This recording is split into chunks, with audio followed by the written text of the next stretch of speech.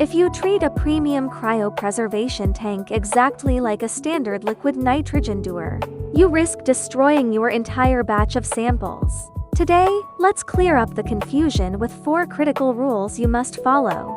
First, understand the dual mode design.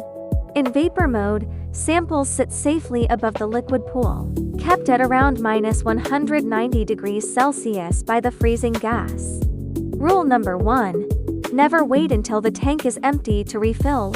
Always respect the minimum liquid threshold. If the liquid drops too low, the temperature spikes instantly, ruining sample viability. Rule number 2. Choose the right mode.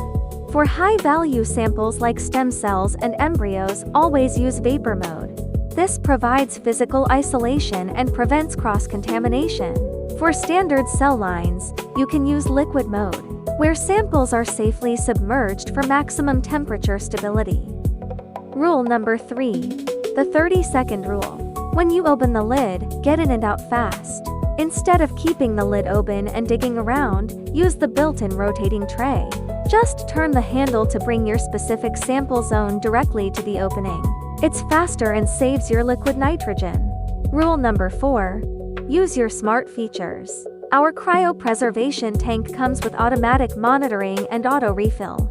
But the best part? The one-touch defogging button on the screen. It clears the vapor instantly so you can actually see what you are grabbing. Finally, a pro tip.